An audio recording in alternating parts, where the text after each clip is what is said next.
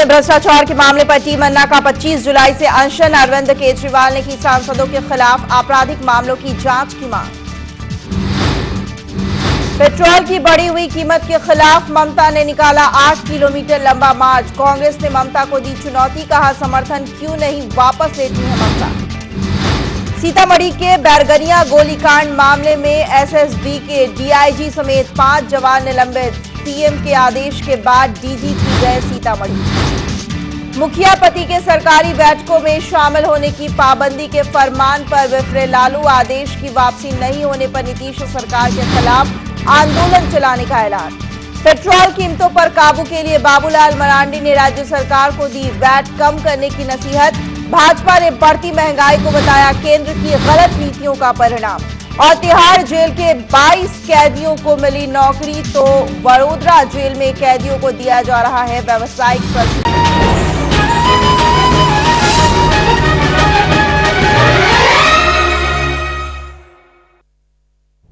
नमस्कार, खबर 6 बजे में स्वागत है आपका। मैं हूं श्वेतांशी। इन सुर्खियों के बाद रुख करेंगे विस्तार से खबरों की ओर। टीम अन्ना एक बार फिर केंद्र की यूपीए सरकार के साथ आर पार के मूड में है। आगामी 25 जुलाई से टीम अन्ना ने अनशन पर बैठने की घोषणा की है। टीम ने 14 कैबिनेट मंत्रियों के खिलाफ भ्रष्टाचार के आरोपों की जांच की मांग की है और मांग में पूरी नहीं होने की सूरत में 25 जुलाई से अन्ना राजधानी दिल्ली में धरना पर बैठेंगे, जबकि टीम के दूसरे सदस्य इसी मुद्दे को लेकर अनिश्चितकालीन अनशन करेंगे।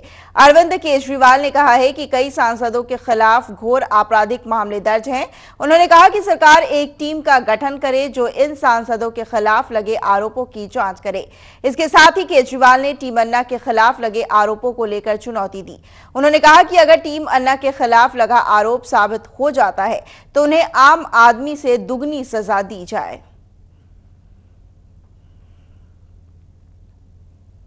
इधर पेट्रोल की बड़ी कीमत के खिलाफ ममता के विरोध को देखते हुए कांग्रेस ने उन पर जमकर निशाना साधा है। कांग्रेस सांसद अधीर चौधरी ने कहा है कि अगर कीमतों में बढ़ोतरी को ममता जायज नहीं मान रही हैं, तो सरकार से समर्थन वापस क्यों नहीं ले लेती हैं। उन्होंने कहा कि उनकी सरकार ने लोगों के लिए कुछ सकारात्मक काम नहीं किया है। ममता ने केंद्र सरकार की खिल्ली उड़ाने और काम में अड़ंगा डालने के अलावे कोई काम नहीं किया। तेल की बढ़ी कीमतों के खिलाफ ममता ने शाम दक्षिण कोलकाता में अपने हजारों कार्यकर्ताओं के साथ जादवपुर से हजारा तक 8 किलोमीटर तक का पैदल मार्च निकाला था।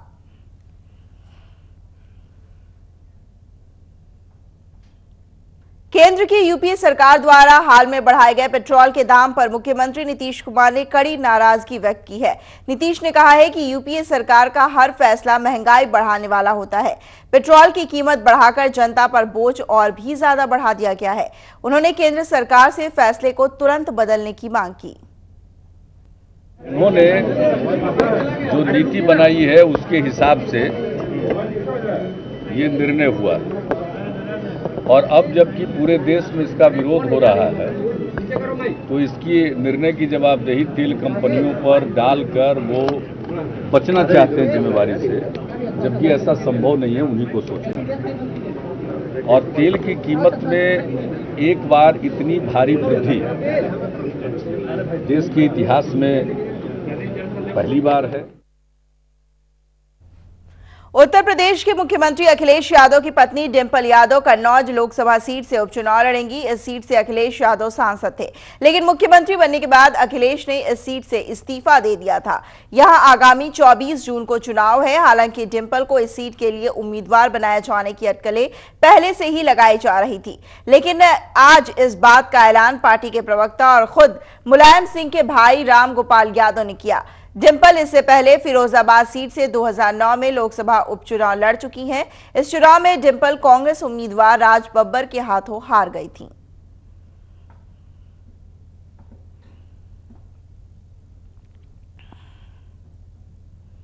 पटना के मनेर में कुछ शरारती तत्वों ने एक दुर्घटनाग्रस्त ट्रक में आग लगा दी। हालांकि लोगों ने इस आगजनी की सूचना फायर ब्रिगेड को दी, लेकिन जब तक फायर ब्रिगेड ने आग पर काबू पाया तब तक सब कुछ जलकर राख हो चुका था।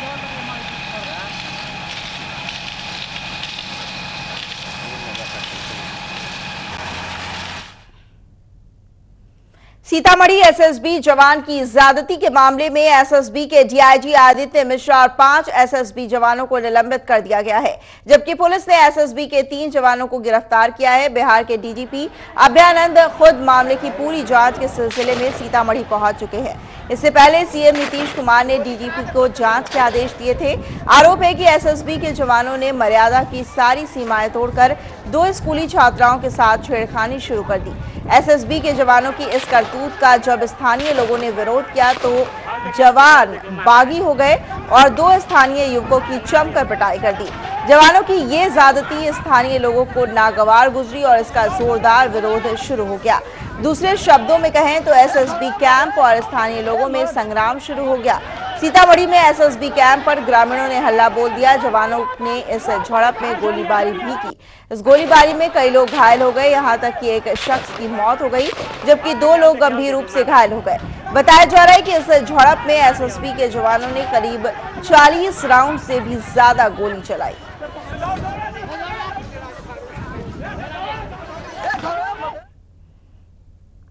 मुखिया पति सरकारी बैठकों में अगर अपनी जनप्रतिनिधि पत्नी के बदले बैठ पाए तो उन पर कार्रवाई हो गई। मुख्यमंत्री नीतीश कुमार के इस फरमान के बाद विफरे लालू ने कहा कि ये फरमान नीतीश सरकार वापस लें, नहीं तो नीतीश सरकार के खिलाफ आंदोलन चलाया जाएगा। आज सरकार बोलता कि खबरदार मुखिया पति लोग, खबरदार मुखिया पति लोग, अगर आप जाइएगा अपने पत्नी के साथ ब्लॉक तक तो खबरदार जेल भेज देंगे। ये मुख्यमंत्री का भाषा है? बताओ, महिला को पत्नी मुखिया है या महिला मुखिया है तो मोटरसाइकिल से आप गरीब गुरबा सब बनी है तो बैठा कर ले जाता है। ब्लॉक किसका है? कब ब्लॉक जाएगा? और कोई के फैमिली अफेयर्स में तुम कैसे अफेयर कर इंटरफेयर कर रहा है? विड्रॉ करो स्टेटमेंट। मुखिया पति जाइएगा तो खैर नहीं है, तनसाई है। मध्य प्रदेश के इंदौर में एक चौंका देने वाली घटना सामने आई है। 12 साल के एक लड़के की सांस नली से 5 इंच की मछली निकाली गई है और वो भी जिंदा। एक रिपोर्ट। 12 साल के अनिल ने तालाब में खेलते हुए एक मछली को पकड़ा, तभी अचानक वह मछली उसके हाथ से फिसल गई और उसके मुंह में गिरकर सांस नली में चली गई। उसके बाद परिवार वाले उसे लेकर एक क्लिनिक पहुंचे, जहां से उसे मेडी स्क्वायर हॉस्पिटल ले जाया गया और बच्चे का इलाज किया गया।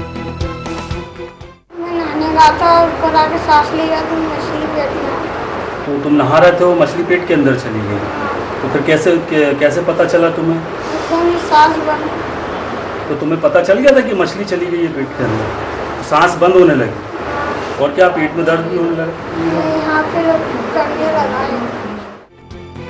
डॉक्टरों ने इलाज के दौरान एंडोस्कोपी के जरिए देखा तो वे हैरान रह गए कि बच्चे की सांस नली में मछली अटकी है और वो भी जिंदा।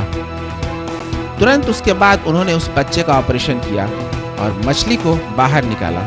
ऑपरेशन के कुछ ही समय बाद वो मछली मर गई। जिंदा मछली का सांस की नली में चले जाना बहुत ही रेयर चीज़ है, आज तक ये नोटिस कहीं पे भी नोटेड नहीं है। तो डॉक्टर झवर ने अपने फाइबर ऑप्टिक ब्रोंकोस्कोप से अंदर मरीज़ के सांस की नली में इसको डाल के देखा कि अंदर क्या सिचुएशन है। Bureau report, Maurya. यहाँ लेंगे एक छोटा सा ब्रेक, जल्द लौटते हैं।